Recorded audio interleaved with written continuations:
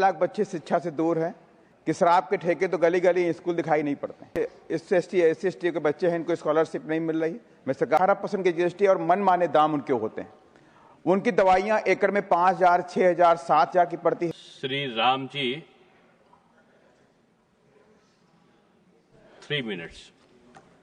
धन्यवाद मान्यवर कि आपने मुझे एप्रोप्रिएशन बिल 2025 पर बोलने का अवसर दिया और साथ ही मैं आभार व्यक्त करता हूं अपनी पार्टी की मुखिया आदरणीय बहन कुमारी मायावती जी का। मान्यवर, इन तमाम बिंदुओं की लंबी चर्चा हम नहीं संभव है 3 मिनट में, लेकिन कुछ पॉइंटों पे चर्चा मैं करूंगा। जब सरकार विकसित भारत की सोच को लेकर के आगे चल रही है तो मेरा कहना यह है कि विकसित भारत तभी संभव है जब शिक्षा हर स्तर पर विकसित की जाएगी। आज भी तमाम जगहों पर देखने को मिलता है शिक्षा और स्कूल गरीबों से काफ़ी दूर है। इवन दिल्ली के अंदर भी मैं दावे के साथ में कहता हूँ, कई जगहों पे मैं खुद गया जहाँ पे मलिन बस्तियाँ हैं, जहाँ पे वाल्मीकि बस्तियाँ हैं, वहाँ पे तमाम बच्चों को शिक्षा आज भी नहीं मिल रही। अभी एक रिपोर्ट में ही कहा गया कि पिछले 5 साल के अंदर का विषय है, विषय पे आ रहा मानव 65 लाख बच्चे शिक्षा से दूर हैं। विकसित भारत कैसे बन सकता है? और रही बात तमाम ऐसे अच्छे SC/ST के बच्चे हैं, इनको स्कॉलरशिप नहीं मिल रही। मैं सरकार से कहूँगा उसका बजट बढ़ाएं, स्कूलों को बजट बढ़ाएं ताकि स्कूल ज़्यादा खुल सकें।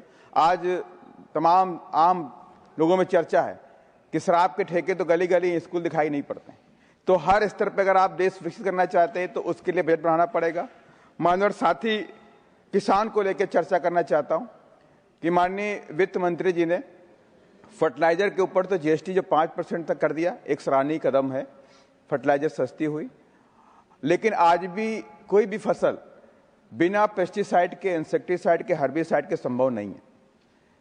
जब इतना और ऊपर से जितनी भी हर्बिसाइड है, पेस्टिसाइड, इंसेक्टिसाइड है, बड़ी बड़ी मल्टीनेशनल कंपनी आ गई, इनको ड्यूपोली है और नया नया सॉल्ट लेकर के आती हैं और उनके ऊपर 18% के GST और मनमाने दाम उनके होते हैं। उनकी दवाइयां एकड़ में 5,000, 6,000, 7,000 की पड़ती है।